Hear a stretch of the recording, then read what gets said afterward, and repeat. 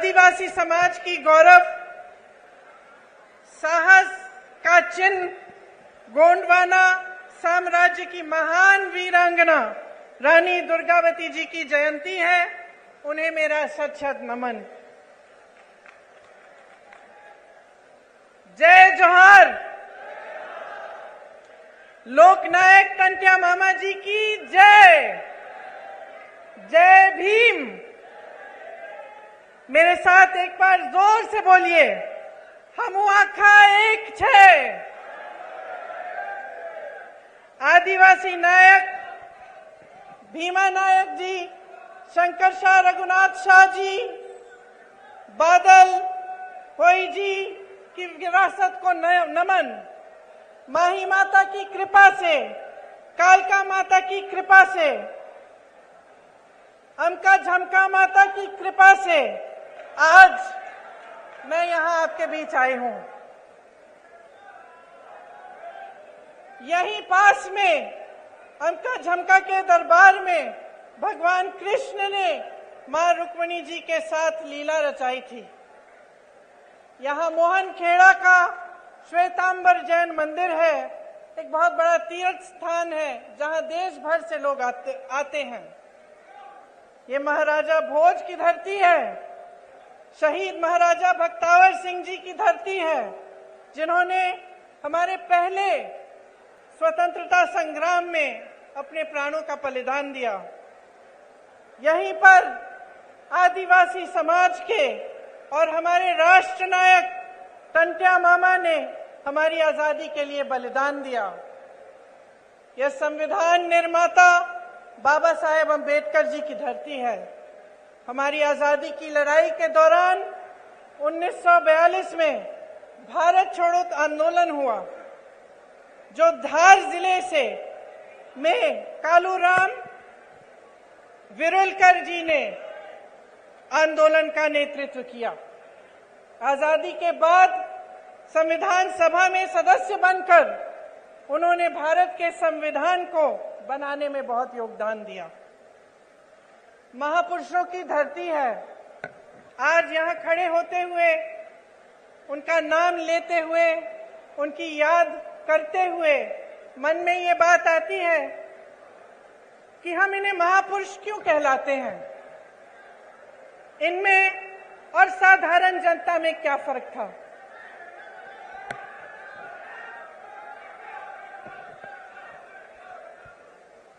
फर्क ये था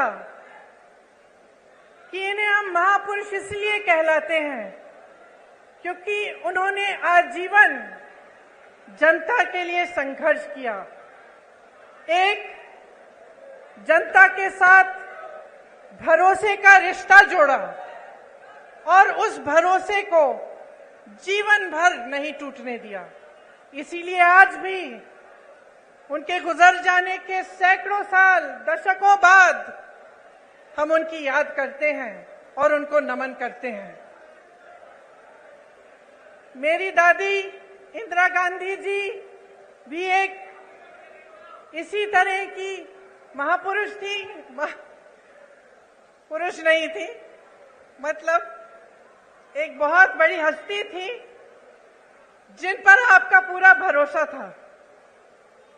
और आपका भरोसा इसलिए था क्योंकि उन्होंने दिन रात आपके लिए काम किया। एक भावनात्मक रिश्ता था और आज यहां खड़े हुए उस रिश्ते की भी मुझे याद आती है।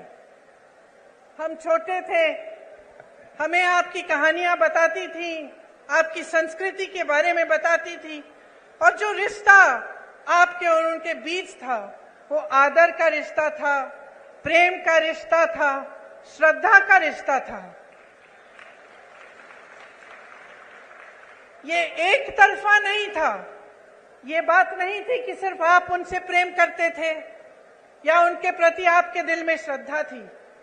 उनके दिल में भी आपके लिए श्रद्धा थी, उनके दिल में भी आपके लिए प्रेम था, और वो आपकी संस्कृति की, आपकी के प्रति उनके दिल में श्रद्धा और आदर थी। तो ये जो रिश्ता होता है जो नेता और जनता के बीच में होता है, एक बहुत अनोखा रिश्ता होता है। जैसे मैंने कहा, इस रिश्ते को अगर नेता निष्ठा से सींचता है, काम करके दिखाता है, तो ये रिश्ता मजबूत बनता है। तो एक ऐसा रिश्ता बनता है जैसा इंदिरा जी का आपके साथ था। आजकल परिस्थितियां काफी अलग हो चुकी हैं। हमारी तरह बहुत नेता चुनाव के समय खास तौर से आपके सामने आकर बड़े बड़े भाषण देते हैं, आप सबकी बातें सुनते हैं। मैं भी सुन रही थी। आज सुबह जब मैं उठी, मैंने कहा मैं देखती हूँ मोदी जी क्या भाषण दे रहे हैं, क्योंकि वो क्या कह रहे हैं वो भी सुनना जरूरी है। तो मुझे ताज्जुब हुआ कि जो जो हम कहते हैं वही वो कहते हैं। हम कहते हैं उन्होंने घोटाले किए, वो कहते हैं हमने किए। हम कहते हैं हमने विकास किया, वो कहते हैं उन्होंने किया। हम कहते हैं हमने रोजगार दिलाए, वो कहते हैं उन्होंने दिलाए। तो मैं सोच रही थी कि ये तो भाषण तो सभी सेम कहते हैं, वही भाषण है। तो जनता को कैसे पता चलेगा कि कौन क्या कह रहा है और इस बीच सच्चाई क्या है? हाँ, मुझे मालूम है। मैं यहां आ रही थी तो मैंने कुछ लोगों से पूछा, नौजवान खड़े थे, मैंने पूछा कि भाई क्या लगता है इस चुनाव में क्या होने वाला है, मध्य प्रदेश का भविष्य क्या है? कहने लगे राजा जा रहा है। तो मैंने कहा अच्छा क्यों? कहने लगे कि इस बार हमारा वोट रोजगार के लिए डलेगा।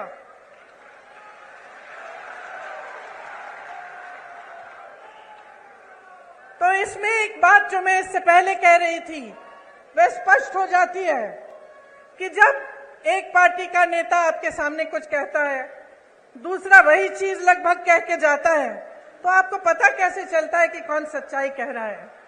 पता आपको तब चलेगा जब आप अपने ही अनुभव पर उतरेंगे। आपका अनुभव क्या है? आपका जीवन क्या है? आपके संघर्ष क्या है? क्या महंगाई बढ़ी है पिछले 18 सालों में? बताइए। 10 गुना? पिछले 5 सालों में? 3.5 सालों में? जब से इनकी सरकार रही है तब से बढ़ी है कि घटी है? बढ़ी है। रोजगार मिले हैं आपको? नहीं। मेरे किसान भाई जो खेती छोड़ के यहां आए हैं, बताइए आपका जीवन ज्यादा मुश्किल हुआ है कि ज्यादा आसान? मुश्किल हुआ है।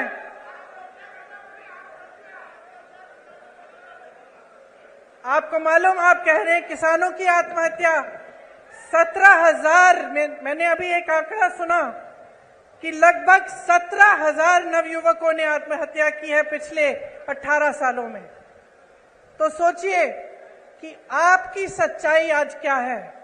किसी की बातों में मत पड़िए, मैं तो कहती हूं मेरी बातों में भी मत पड़िए, अपनी सच्चाई और अपने अनुभव में पड़िए और उस अनुभव के आधार पर अपना निर्णय लीजिए।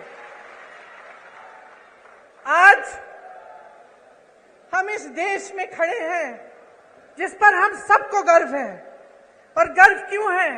क्योंकि अगर आप आसपास के देशों को देखेंगे तो शायद हमारा एक देश है इन सारे आसपास के देशों में जो आजादी के बाद एक लोकतंत्र माना जाता था और जिसका लोकतंत्र हमेशा मजबूत रहा है।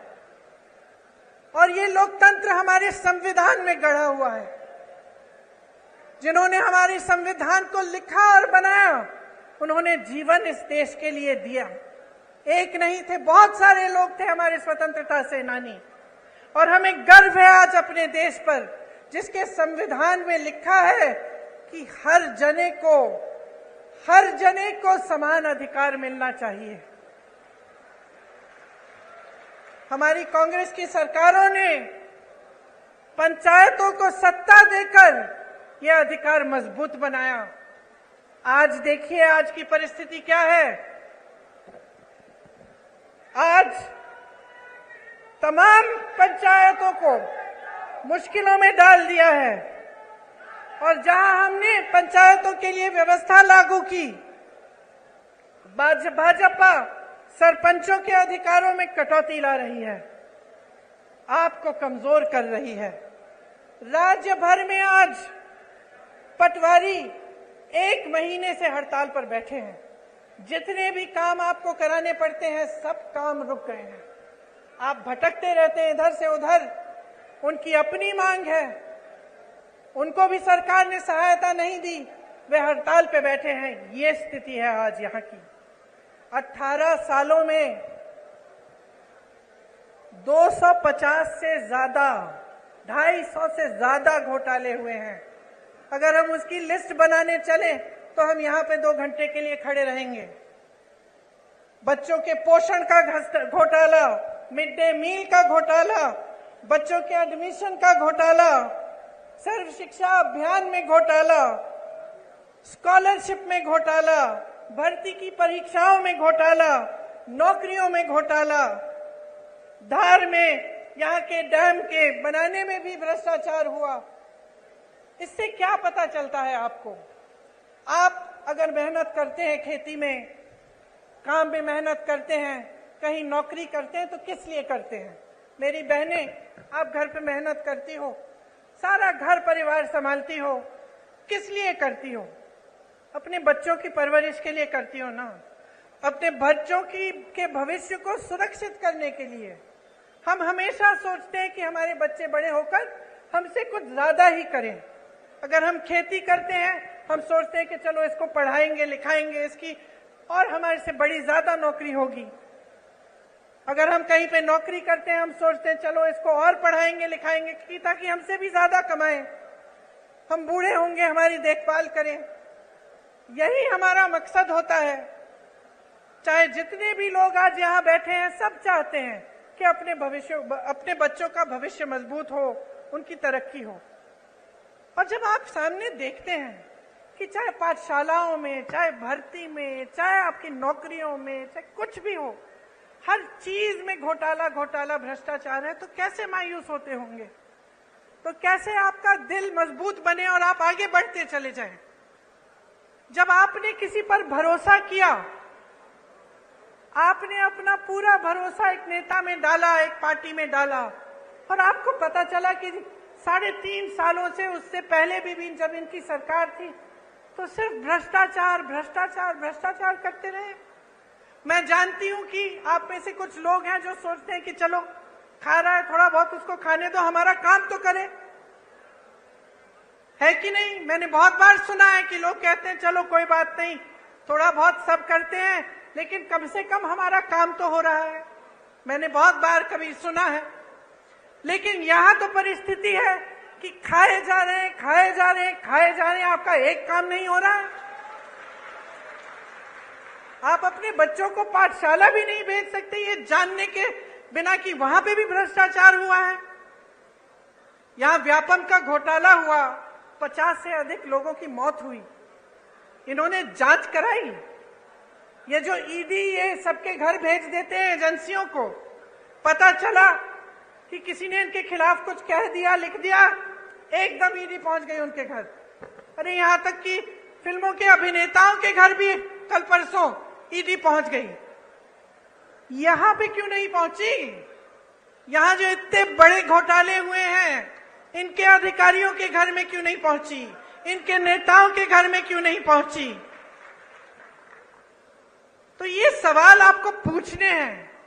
जब मां नर्मदा के साथ घोटाला हो सकता है, भ्रष्टाचार हो सकता है, जब महाकाल की मूर्तियों के साथ सप्त ऋषियों की जो मूर्तियां हैं, उन्हें स्थापित एक दिन किया, अगले दिन बह गई, इनके साथ जब भ्रष्टाचार हो सकता है, जब भगवान के साथ कोई घोटाला और भ्रष्टाचार करने की हिम्मत करता है, तो क्या समय नहीं आ गया है इनको बदल डालने का? बताइए।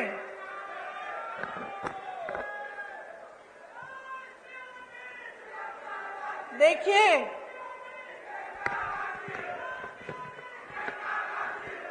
देश की आंधी इस देश का नौजवान है। जाग जाओ मेरे भाइयों और बहनों,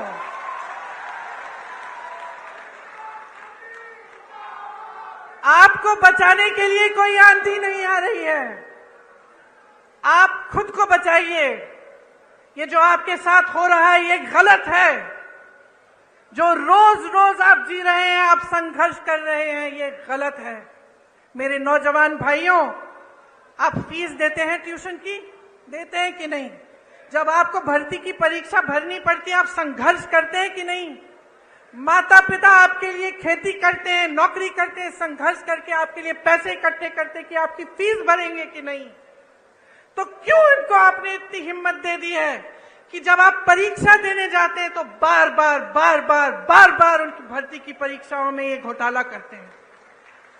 मैंने उत्तर प्रदेश में देखा है, मैंने उत्तर प्रदेश में ऐसे नौजवान देखे हैं जिनके 10-10 साल गुजर गए हैं। एक परीक्षा दी, मार्क्स नहीं निकले, उसमें कुछ घोटाला हो गया।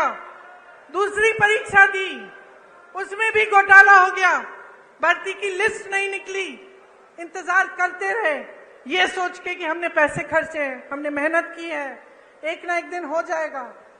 इंतजार करते रहे। जो बच्चा 22 साल का था, 21 साल का था, अब 30 साल का हो गया, अभी तक उसको नौकरी नहीं मिली। ये परिस्थितियां हैं इन प्रदेशों में जहां भाजपा सरकार में है, सत्ता में है, क्योंकि इनका अहंकार बहुत बढ़ गया है। मेरी बहनों और भाइयों, बहुत ज्यादा लूट होने लगी है और कोई रोक, कोई लगाम नहीं है। आप सोचिए, जब आप ही की संपत्ति, इस देश की संपत्ति, जो सबसे बड़े बड़े पीएसयू हैं, वही अपने दोस्तों को बेच डाले। जब यहाँ खड़े हुए जितने भी अधिकारी हैं, पुलिस वाले खड़े हैं, कर्मचारी हैं, इनको पुराना पेंशन नहीं मिलता।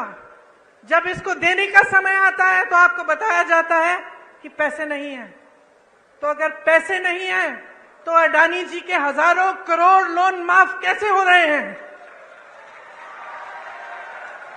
अगर किसान के कर्ज माफ नहीं हो सकते तो ये बड़े बड़े उद्योगपतियों के कर्ज माफ कैसे हो रहे हैं?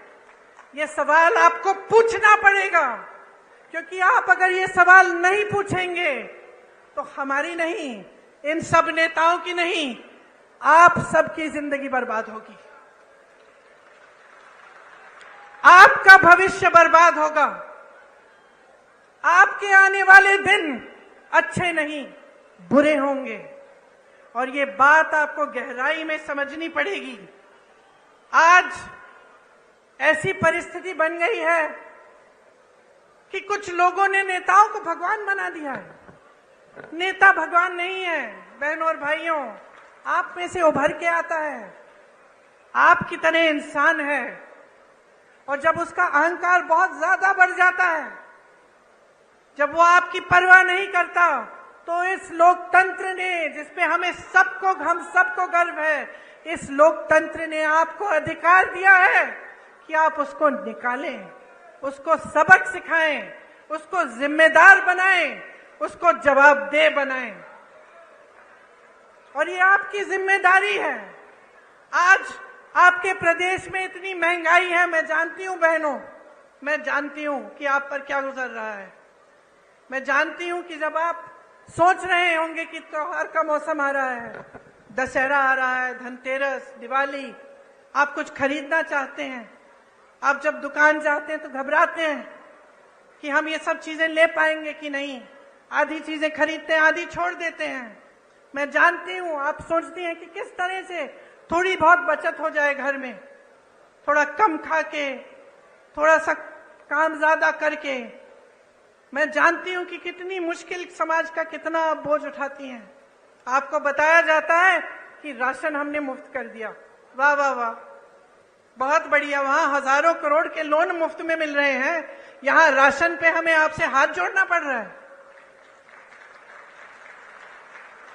इन्होंने कहा कि राशन आपको मुफ्त में दे रहे हैं। अब आप सोचिए, मैं एक राज बताती हूं आपको। जब कांग्रेस की सरकार थी तब आपको राशन कितने में मिलता था? 60 रुपए में। उस समय गैस का सिलेंडर कितने का था? 425 रुपए। तो मतलब 485 रुपए में लगभग आपको राशन भी मिल जाता था और आपको सिलेंडर भी मिल जाता था। अब ये कहते हैं इन्होंने राशन मुफ्त कर लिया, जैसे बहुत बड़ा एहसान कर लिया आप पे। और अभी तक, कल तक, चुनाव के आने तक सिलेंडर कितने का मिल रहा था आपको? 1125 रुपए। तो जो आपको पहले सिलेंडर और राशन 485 रुपए में मिल रहा था, आज आपको राशन मुफ्त लेकिन सिलेंडर 1125 रुपए। और चुनाव आया, फट से कम कर दिया। चुनाव आया, आप सुन लीजिए इस बात को बहुत ध्यान से। चुनाव आया तो क्या क्या नहीं हुआ। चुनाव आया तो घोषणाएं शुरू। चुनाव आया तो मोदी जी हर 2 दिन यहां आकर कोई उद्घाटन कर रहे हैं।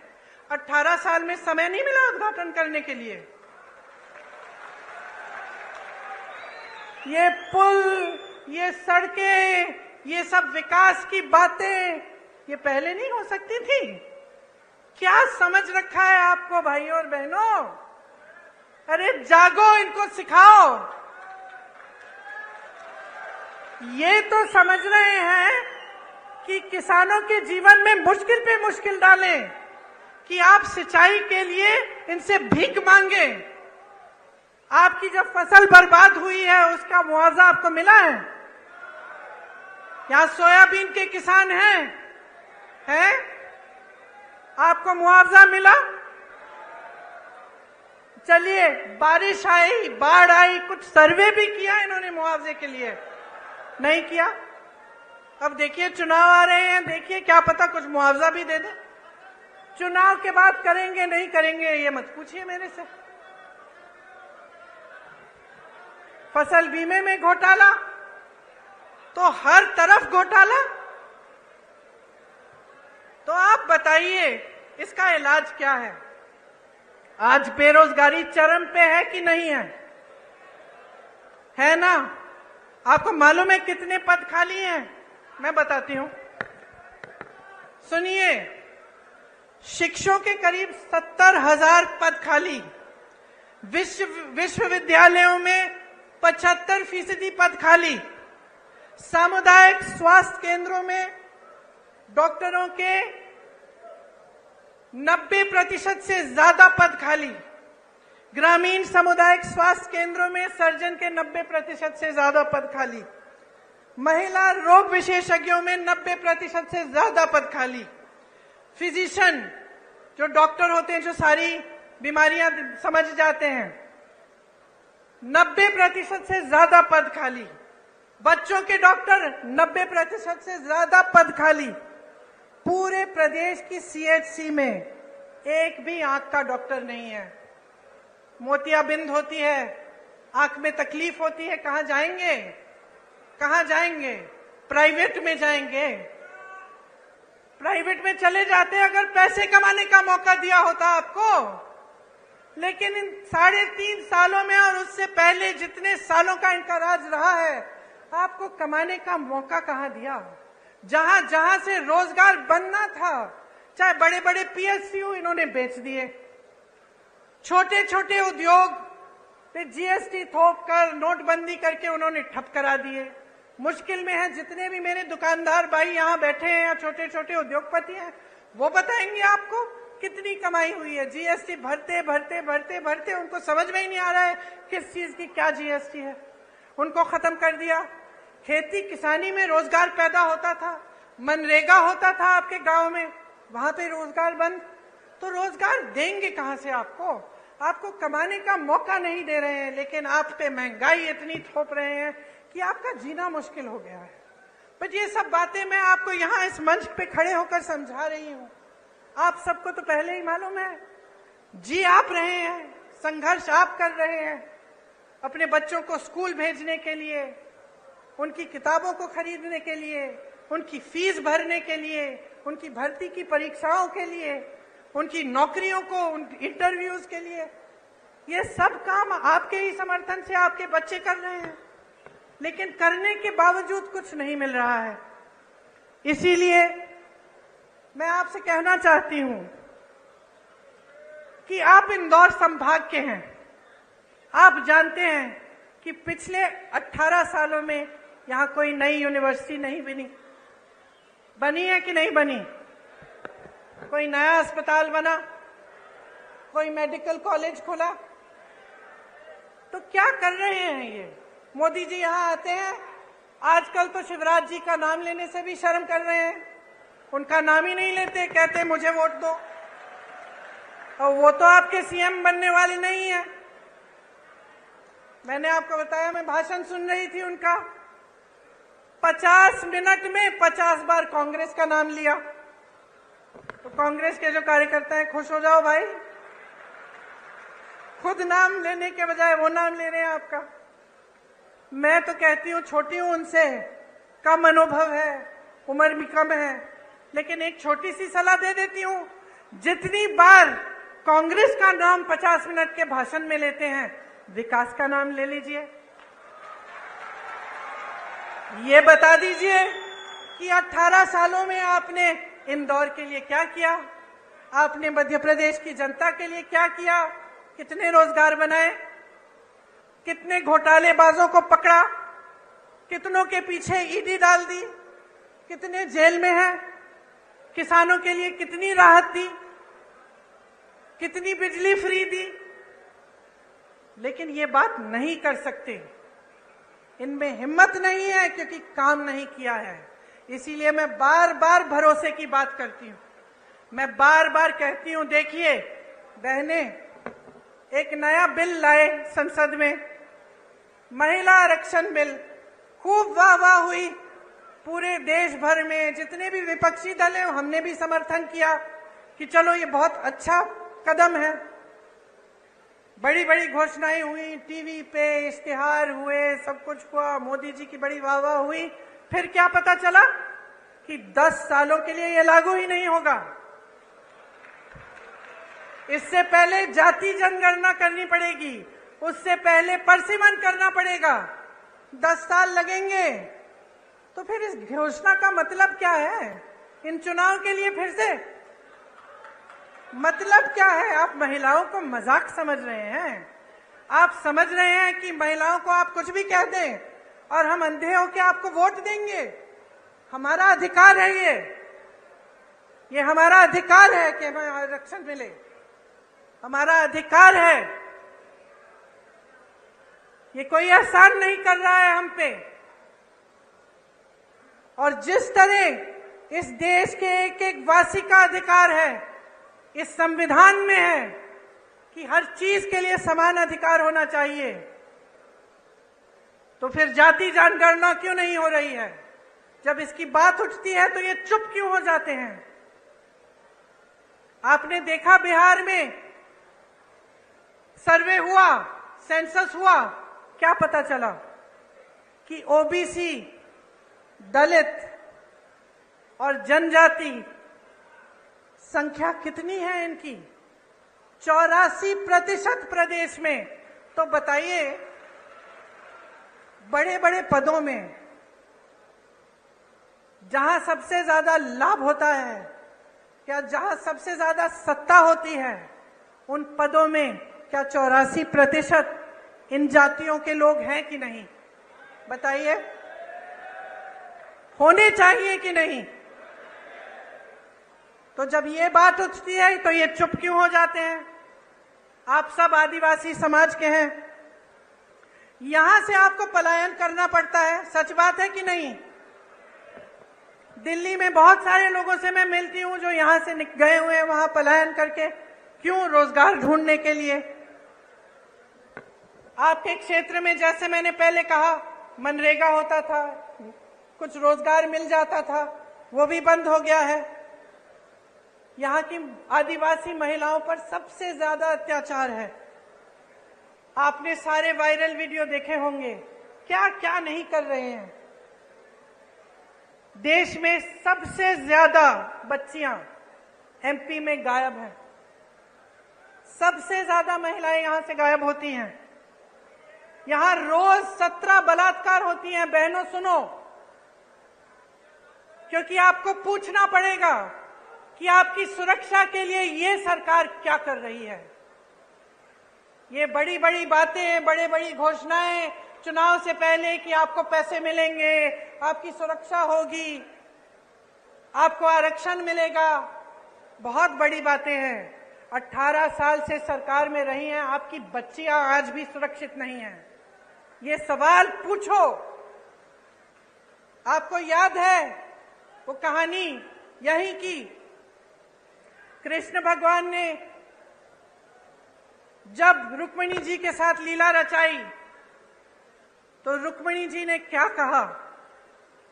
कहा कि घोड़ों का, रथ के घोड़ों की लगाम आप मुझे दे दीजिए, मैं चलाऊंगी ताकि किसी को गलतफहमी ना हो। और मेरी बहनें मुस्कुरा रही हो, लगाम अपने हाथों में लो, अपने भविष्य का रथ रुक्मिणी जी की तरह चलाओ। आगे देखो, अर्जुन की आंख और अर्जुन के निशाने के तरह विकास, अपने बच्चों का भविष्य, अपने अधिकार, इस देश को आगे बढ़ाने का काम अपनी नजर से मत हटाओ। ये तुम्हारी जिम्मेदारी है मेरी बहनों। तुम अगली पीढ़ी का परवरिश करती हो, तुम समाज को बनाती हो। अगर तुम समाज को मजबूत नहीं रखोगी तो ये समाज नहीं रहेगा। जो आपकी परंपराएं हैं, मेरी दादी इंदिरा गांधी कहती थी कि जो आदिवासी संस्कृति है, जो आदिवासी परंपराएं हैं, इन्हें मजबूत रखना बहुत जरूरी है। कभी इन्हें बदलने की कोशिश नहीं की उन्होंने।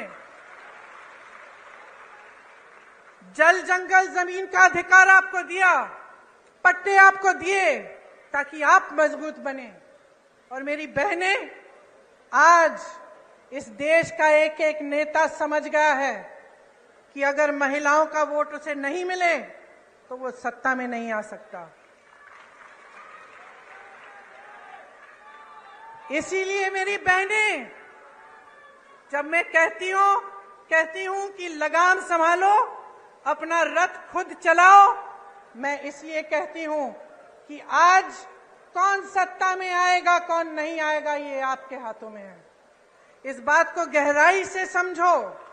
जब आपको झूठे वादे किए जाते हैं, जब आपको बताया जाता है कि हम आपके लिए क्या क्या नहीं करेंगे, तो जानते हैं आपकी बेटियां अगर हैं तो कभी कभी बेटी आती है, कहती है अच्छा लड़का मिल गया, तो आप कहती हैं कि अगर हमें शादी के लिए तुम्हारे लिए लड़का ढूंढना है तो पहले हम जानना चाहेंगे कि उसकी क्या मजबूती है, क्या करेगा।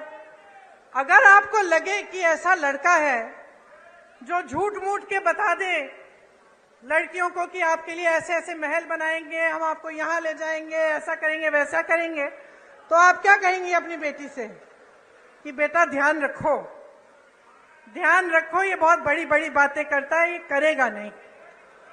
कहती है कि नहीं? तो इतनी समझदार है, इतनी जिम्मेदार है, अपने आप को फुसलाने मत दीजिए। समझ जाइए कि ये राजनीतिक खिलवाड़ हो रहा है आपके साथ। आपको अपना भविष्य मजबूत बनाना है तो जैसे मैंने शुरू में कहा, अपने अनुभव पर उतरिए। आप देखिए, आपके जीवन में तरक्की आई, महंगाई घटी, आपके बच्चों को रोजगार मिला, खेती में आप काम करते हैं, वहां आपको कोई सहायता मिली सरकार से? क्या नई पाठशालाएं बनी, विश्वविद्यालय बने, अस्पताल बने? और अगर नहीं बने हैं तो बहनों और भाइयों जाग जाओ और एक ऐसी सरकार लाओ जो ये सारे काम आपको करके दिखाए।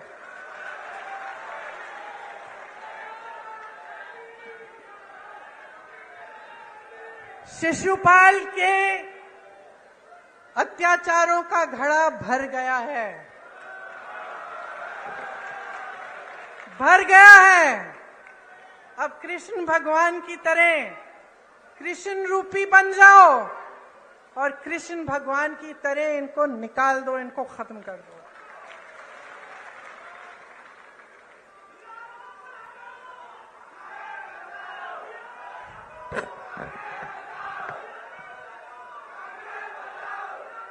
डेढ़ सालों में,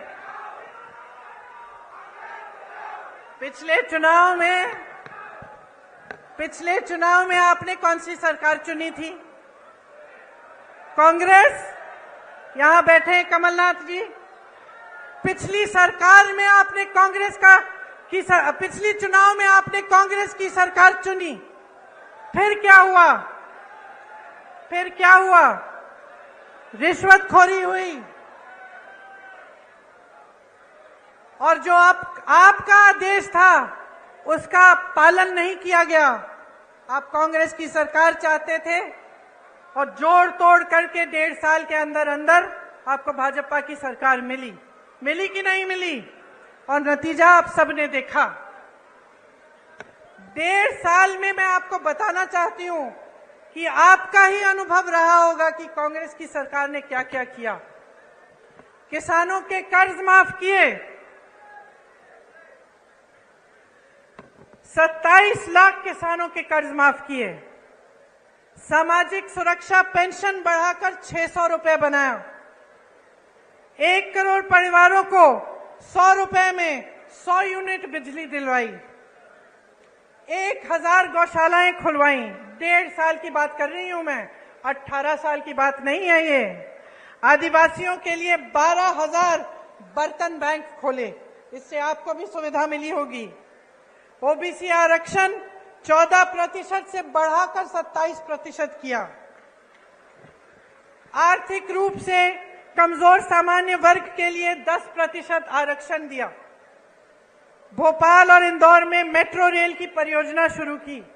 ये 1.5 साल का काम था बहनों और भाइयों, 18 साल का नहीं। आज जहां जहां कांग्रेस की सरकार है, छत्तीसगढ़ को देखिए, धान खरीद के सबसे ज्यादा पैसे छत्तीसगढ़ में आज मिल रहे हैं। बेरोजगारी सबसे कम कहां है पूरे देश में? छत्तीसगढ़ में।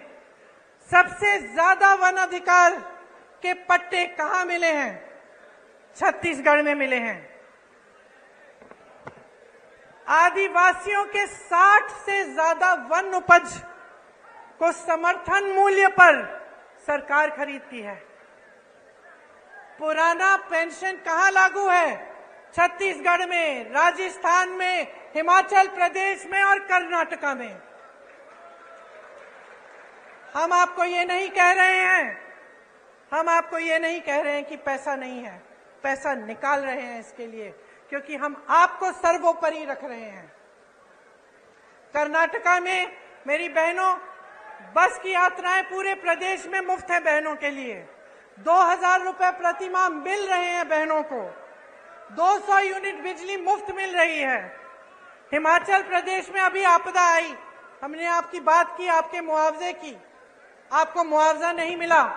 जब बाढ़ आई, जब आपकी फसल खराब हुई, हिमाचल प्रदेश में आपदा है। सबसे बड़ा पैकेज आपदा के लिए, राहत के लिए हिमाचल प्रदेश में कांग्रेस की सरकार दे रही है।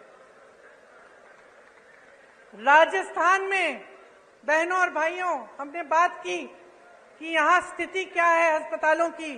डॉक्टर के पद खाली हैं, नौजवान बच्चे बेरोजगार हैं, जिन्होंने डॉक्टरी की पढ़ाई की है वो भी बेरोजगार हैं, लेकिन पद नहीं भरे जा रहे हैं।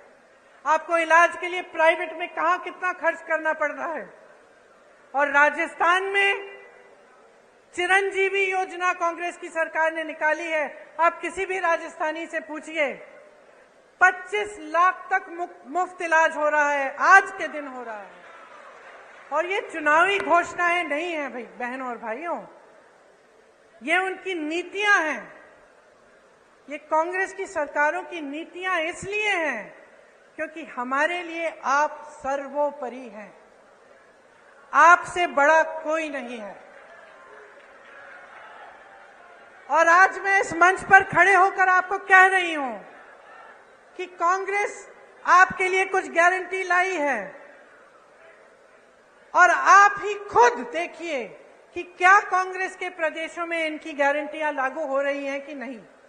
जब आपको ये पता चलेगा, खुद अखबारों में पढ़िए, इंटरनेट पे जाकर देखिए, जहां आपको सुविधा हो वहां पूछिए। जब आपको खुद अपने अनुभव से पता चलेगा कि हां, इन्होंने जो वादे किए वाकई पूरे कर रहे हैं, तब आप इन गारंटियों में आप विश्वास करो। और मैं दावे के साथ कह रही हूं आपको कि जहां जहां हमारी सरकार है वहां गारंटीज पूरी हो रही हैं और यहां पे मध्य प्रदेश में होंगी। क्या है ये गारंटी? जिस तरह से किसानों के कर्ज हमने पहले माफ किए, उस तरह से हम उस काम को फिर से शुरू करेंगे। 100 रुपए में 100 यूनिट बिजली मुफ्त मिलेगी। 200 यूनिट बिजली के लिए जो बिजली का बिल है वो आधा होगा, हाफ होगा। पुरानी पेंशन यहां मध्य प्रदेश में लागू की जाएगी। आपको गैस सिलेंडर हम 500 रुपए में दिलवाएंगे। महिलाओं को 1500 रुपए प्रति माह मिलेगा, आपके खाते में जाएगा मेरी बहनों। और 5 हॉर्स पावर सिंचाई की बिजली भी किसानों को मुफ्त मिलेगी।